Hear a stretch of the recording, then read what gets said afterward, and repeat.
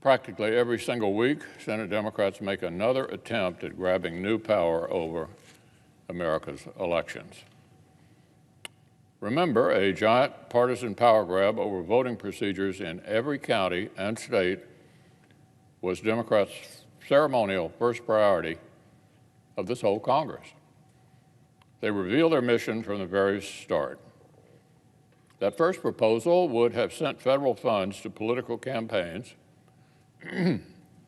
overridden common-sense state rules like voter ID, and even changed the Federal Elections Commission itself from a neutral referee into a partisan body. It was so bad that even the New York Times called it a flawed bill that was, quote, designed to fail. That's, of course, exactly what happened here in the Senate.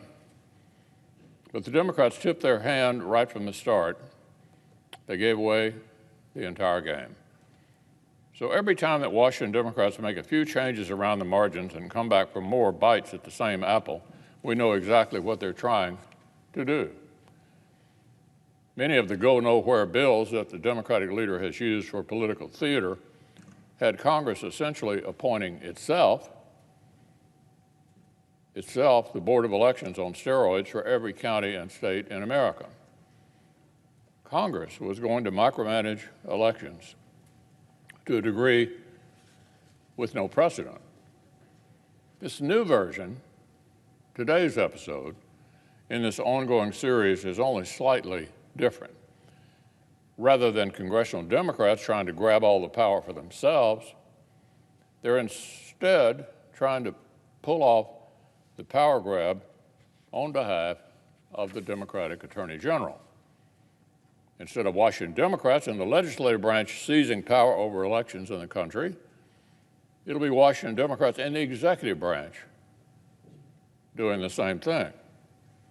A slightly different twist on the same concept, but for the same partisan reasons, with the same basic problems. In order to let Attorney General Garland dictate voting procedures, Democrats want to overturn Supreme Court precedent. Our colleagues' flimsy arguments keep losing in court, so they're now trying to overturn the courts. When states cracked down on the absurd practice of ballot harvesting, Democrats ran to the courts, claiming discrimination, and lost. When liberals wanted to kill voter ID laws, which are popular with majorities of Black Americans and Hispanic Americans, by the way, they ran to the courts. What happened? They lost. When the Supreme Court ruled in 2013 that just one part of the 40-year-old Voting Rights Act needed updating, the radical left said the sky was falling and voter turnout would collapse. Well, of course, the opposite happened. Turnout in 2020 was the highest since 1900. In one recent poll, listen to this, 94% of voters say voting is easy. 94% of voters say voting is easy, and of course it is. Moreover, the Voting Rights Act is still in effect. The courts haven't struck down that law. It's simply false to suggest otherwise. The Supreme Court simply ruled that there was no evidence supporting the continuation of 40-year-old practices that were designed in the mid-1960s to address the specific challenges back then.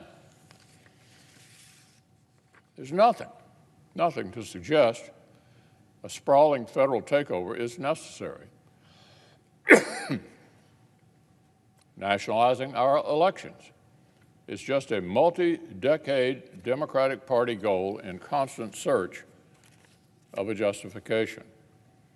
The rationales change constantly, but the end goal never does. Americans don't need Attorney General Garland ruling over their states and their counties' elections any more than they need congressional Democrats doing it themselves. So So, Mr. President, the Senate will reject this go-nowhere bill today, like we've rejected every other piece of fruit from the same poisonous tree. This body has real business we should be tackling. The defense authorization bill is months behind schedule. The majority has been derelict in allowing bipartisan progress on appropriations. These are things we need to be doing. Every designed-to-fail political show vote comes at the expense of the things that we ought to be working on.